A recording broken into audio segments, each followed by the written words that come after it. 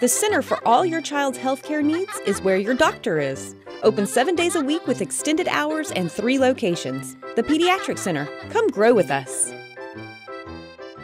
Before a baby can walk and before a baby can crawl, they've got to lay on their tummies. So why is tummy time so important for babies anyways? Find out on Babies 101.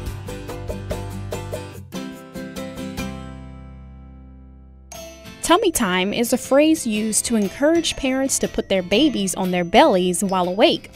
Dr. Lyle Stevenson at the Pediatric Center explains why it's so important.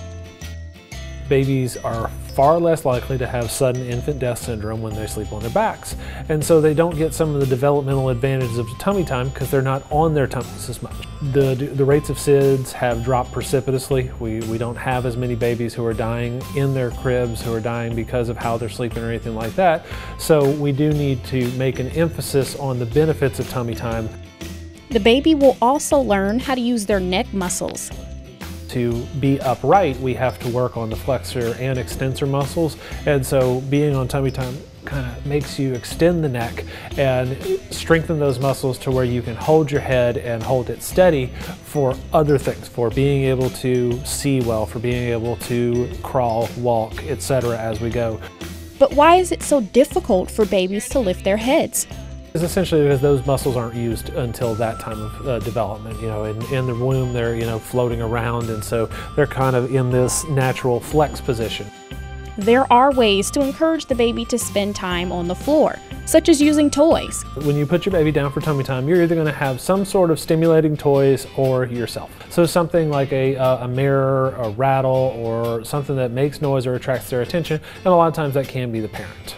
Not all babies like to hang out on their tummies, especially if they're used to being held. Some babies may only last 10 or 15 minutes until they're just done, and they're frustrated and you're frustrated, so pick the baby up and do it again later. However, when you set the baby down, don't leave the room. In general, because we don't want the baby to go to sleep during tummy time because of the increased risk of SIDS, we recommend that tummy time be supervised. If the baby gets too fussy, don't worry. Dr. Stevenson says tummy time is not a requirement. There are alternatives. Most babies actually will probably be okay because we don't have a set minimum amount of time that we have to have of tummy time. But they will get some strengthening even if you're holding them on your arm with their belly on your arm. That's still just like tummy time. Now let's talk to Hannah and find out how Israel is feeling about tummy time. So tell me about how often you allow Israel to do tummy time at home. Oh, daily, sometimes 30 minutes, sometimes an hour, 2 hours. It just depends on how much we're home that day as to how much time he spends on his tummy. Yeah, and do you know what increments of time you kind of allow him to hang out there? I allow him to be on his tummy for about 30 minutes and then I flip him over to his back for about 30 minutes. That way he gets both back and belly, and he's actually just started rolling over from back to belly and then belly to back. Are you rolling over? Yeah. Oh, that was a good smile. All right, and do you think that these kind of things are benefiting him in the long run? Oh, definitely. I can tell that he has, a lot more strength. He's holding his head up more. He's trying to sit up on his own. He's building leg strength and just growing into a big, strong, healthy boy. Yes, you are. He's talking too. Israel stays busy while he's having tummy time. Well, he loves to kick his legs. He loves to move his arms around, pick his head up, look around. We have this little play mat that has a bunch of different textured toys and things like that. He's starting to grab and reach for things, so it's just teaching him to explore his world. Time on the floor encourages Israel to play on his own. It won't be long before Israel won't need as much attention.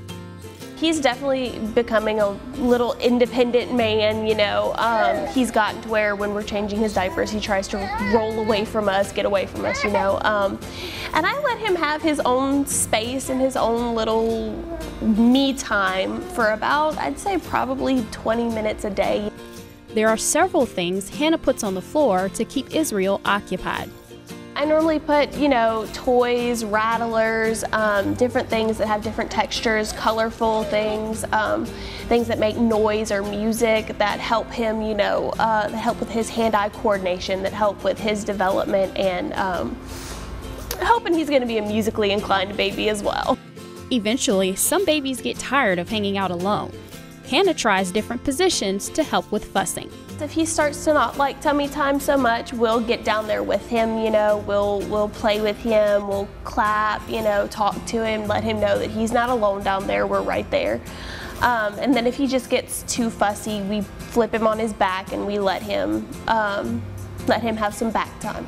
Now you know all you need to know about babies and tummy time. On our next Babies 101 segment, we're talking about what babies are doing with their hands and fingers. So tune in next month to Babies 101.